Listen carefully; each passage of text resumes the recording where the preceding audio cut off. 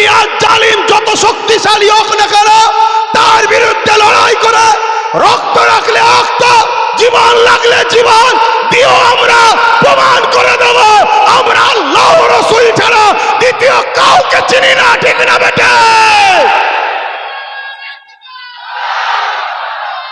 আজ আপনাদেরকে বলবো, বিভিন্ন থানায় কেস চলছে, কেস করছে, কেস করুন, আমি একমত।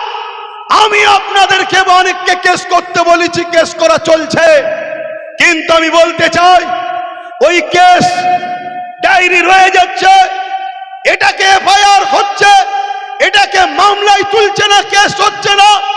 আজকে এই বাংলায় যদি কেউ গরিবের কথা বলে, তাকে তুমি তুলে জেলে ভরা দিচ্ছ, নিরীহ মুসলমানদের ঘরে কেস দিয়ে জেলে ভরা দিচ্ছ। আর আজকে আমার ইসলামের বিরুদ্ধে এই ভাটপাড়ার মানবরূপী পশুটা যখন বলল ইসলামে নাকি রেপ করা নিষেধ নয়, রেপ করা খারাপ নয়, এর বিরুদ্ধে মামলা হওয়ার পরেও শাসক কেন, রাজ্য সরকার কেন একে জেলে ভরছে না? এর কৈফিয়ত নেওয়ার দরকার আছে না? হাত তুলে বলুন, আছে না? তাহলে হাত তুলে রাখো। তাহলে আমাদেরকে বুঝতে হবে, যদি শাসক এদেরকে জেলে না ভরে, তাহলে আপনারা যারা হাত তুলেছেন এই হাত ওয়ালাদেরকে জিজ্ঞাসা করছি, এরা দুজনে টাকার ইপিট উপিট এই কথাটা কি মেনে নিতে পারছেন?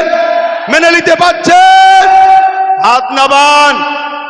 আজকে পূর্ব মেদিনীপুরে দিন রাত ধরে একজন বিষ ছড়াচ্ছে মুসলমানদের বিরুদ্ধে, ইসলামের বিরুদ্ধে বিষ ছড়াচ্ছে না ছড়াইনে? তাকে জেলে ভরা দরকার আছে না নাই? তাকে জেলে না ভরে সরকার তাকে পুলিশ দিয়ে পাহারা দিয়ে বক্তব্য দিতে নিয়ে যাচ্ছে। কেন? তুই যা, তুই মুসলমানদের গাল দে, জিহাদি বল, রোহিঙ্গা বল, আমাকেও গাল দে। আরে যারা জালিম হয়, লোটে যারা মানুষকে, তাদের আর গাল খাওয়ার সাথে কি আছে? তুই যত গাল দিবি মুসলমান তত আমাকে ভয় করবে, তোকে ভয় করবে, করে আমার কোলে থাকবে। এই সেটিংটা মাথায় ঢুকছে না? ঢোকে নে? বোঝো, আল্লাহর রাস্তে বোঝো। তোমরা সাথ দাও আমার, তোমার নবীর বংশের আওলাদ বলে যাচ্ছি। এই জমিনের উপরে সামান্য চুনোপুটা কোন নেতার বিরুদ্ধে কথা হলে পুলিশ এসে লোককে তুলে নিয়ে চলে যাচ্ছে। আর আমার ইসলামের উপরে আঘাত দিল, পুলিশ তুলছে কি? কেন তুলছে না? আমাদের হাতে রাজ পাওয়ার নেই তাই। অতএব বোঝো, আল্লাহর কথা দিনের জন্য, রাসূলুল্লাহ দিনের জন্য যদি তোমরা সংগঠিত না হও, আমার আল্লাহ সূরা বাকারার মধ্যে জানাচ্ছে, আমারও আমার হাবিবকে ছেড়ে যাদের হয়ে থাকবি আমি আল্লাহ তাদের হাতে তোদেরকে মিটাবো। আজকে মিটাচ্ছে না? মিটাই নেই। চাকরি নেই, কারবার নেই, খেতে পাচ্ছে না, অশান্তি, কেস, মারপিট, খুনোখুনি। আবার এখন ভয়, থাকবো না ক্যাম্পে যাব? কথা মাথায় ঢুকছে? এই জায়গা থেকে আব্বাসকে যদি বিশ্বাস করো, বিশ্বাস করো, সত্যি করে বলো বিশ্বাস করো, এই সত্যি করে বলো বিশ্বাস করো। যদি বিশ্বাস করো তাহলে আজ এখান থেকে শপথ নাও, যা ভুল হয়েছে হয়েছে। ভেবে দেখো, একটা নবী বংশের বাচ্চা আজকে যদি এত লড়াই করতে পারে, তার সাথে যদি আরো গোটা 25-30 তোমরা দাও, তাহলে লড়াই বেশি করে করতে পারবে না? পারবে না? মাথায় ঢুকাও, বোঝো। এখন যদি কোনো আমার ভাই মনে করেন যে হুজুর আপনি জলসে এসে রাজনীতি করছেন কেন, 100 বার করব, আমার ইসলামের রাজনীতির কথা আছে না নাই? কিন্তু আমি আপনাকে প্রশ্ন করব, যে কথা আমার বিষয়ে ভাবছেন, একবার ওদেরকে বলেছেন তোরা রাজনীতি করছিস কর, আমার ইসলামের উপর আঘাত দিচ্ছিস? তোরা রাজনীতি করছিস কর, আল্লাহ দাবি করলি কেন? তোরা রাজনীতি করছিস কর, কোরআন শেষ হয়ে যাবে বললি কেন? তোরা রাজনীতি করছিস কর, মাদ্রাসা কোনো বল্টু যাতে ভাঙছিস কেন? একবারও জিজ্ঞেস করেছেন? তাহলে জানতে হবে আপনি মুনাফেক। আপনি যদি ওখানেও বিরোধী করতেন, আমারও বিরোধী করতেন, তাহলে মানাতো। শুনছেন না শোনেন নে? যখন আপনি আমার ঘরে ঢুকে যাবেন, ঢুকে গিয়ে আমার ইসলামে হাত দিতে যাবেন, তখন মসজিদ থেকে দাঁড়িয়েও, মাদ্রাসা থেকে দাঁড়িয়েও, খানকা থেকে দাঁড়িয়েও, সব জায়গা থেকে এলান করা দরকার যে শাসক জালিম, কেন্দ্রের শাসক হলো প্রকাশ্য ইসলামের দুশ্মন, আর রাজ্যের শাসক হলো বন্ধু সেজে ইসলামের দুশ্মন। আমার কথায় একমত করা হাত তুলে দেখাবেন। আমি জোর করলাম? জোর করেছি, জোর করেছি। তাই ইসলামের দুশ্মন যখন মেনে নিচ্ছেন, ইসলামের দুশ্মনকে সাপোর্ট করে ইসলামের বিরোধী শক্তি তৈরি করে আপনি জান্নাত যাবার শখ করছেন, আপনি মুসলমান থাকার শখ করছেন। কথা শুনছেন না শোনেননি? মনে রাখবেন, হয়তো কালকে কোনো মুশরিক মুসলিম সুরাতে মুনাফিক আমার বিরুদ্ধে সমালোচনা করতেই পারে, কিন্তু আপনাকে বলছি সমালোচনা বিরোধী আমার আল্লাহর বিরুদ্ধেও লোক আছে না নাই, পক্ষেও আছে না নাই, নবীর বিরুদ্ধে লোক আছে না নাই, পক্ষে আছে না নাই, দাদা হুজুরের বিরুদ্ধে লোক আছে না নাই, পক্ষে লোক আছে না নাই, তা আমার বিরুদ্ধেও লোক থাকতেই পারে। কিন্তু আপনি বলুন, আপনার বিবেককে বলুন, আব্বাস সিদ্দিকী নিজের বাচ্চার জন্য লড়ছে, নিজের জন্য লড়ছে। ভাবুন, তোরা বাবা রাজনীতি করছিস, করগে যা। আব্বাস সিদ্দিকী যখন নওশাদের পাশে দাঁড়িয়ে ওখান থেকে চিল্লাবে সেটা আলাদা বিষয়, কিন্তু তুই যখন আমার মসজিদ ভাঙার প্ল্যান করবি, আইন তৈরি করছে মসজিদ মাদ্রাসা ভাঙবো, আবার ইনি কি বলছে এখানে আন্দোলন হবে না, দিল্লি চলে যাও।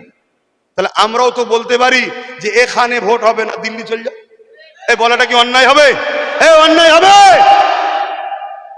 ও আব্বাস খারাপ, আব্বাস খারাপ। ও তুমি বদমাইশ, ক্ষমতার জোর দেখিয়ে আমাদের সহযোগিতায়, আর তুমি আমাদেরকে বলছো দিল্লি যাও। তাহলে আমাদেরও বলা দরকার আছে না নাই? কষ্ট পেচ্ছেন? যদি তোমার সামান্য দুনিয়ার পেট ঘর বাড়িটাই যদি আগে হয় তাহলে কষ্ট পেতে পারো, আর যদি মনে হয় সবকিছুর আগে আল্লাহর দ্বীন, তাহলে কষ্ট পাওয়ার তো কোনো ব্যাপার নেই।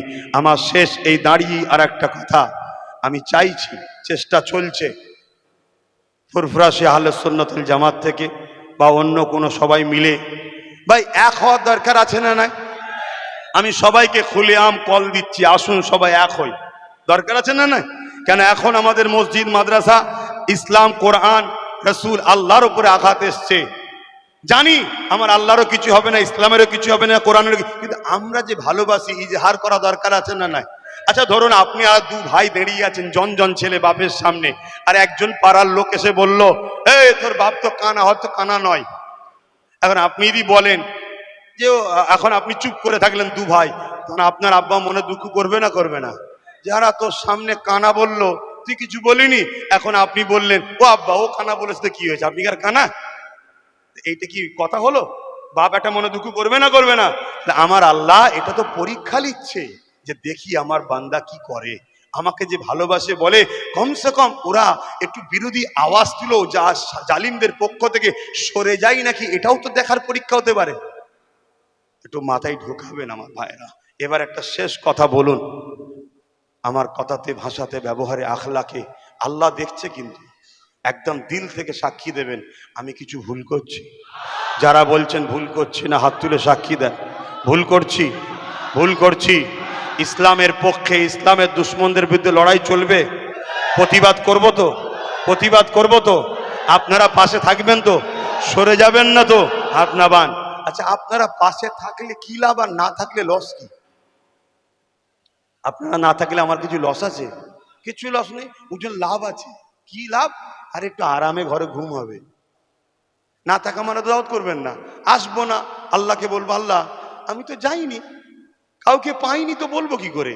আর সুযোগ পেয়ে যদি হক কথা না বলি, আল্লাহ কিয়ামত দিন আমার জিভকে টেনে কপালে পেরেক দিয়ে মারবে। তো যাক, আমি কথা শেষ করছি, শুধু একটা কথা বলবো, এই সমাজে একটা প্রচার চলছে, আব্বাস সিদ্দিকী বলেছে টিএমসি কে ভোট দিলে ঈমান থাকবে না। এটা প্রচার চলছে তো নাকি? চলছে তো নাকি? এই হাদিসটা একটু বলে দোয়া করব, শোনা দরকার আছে।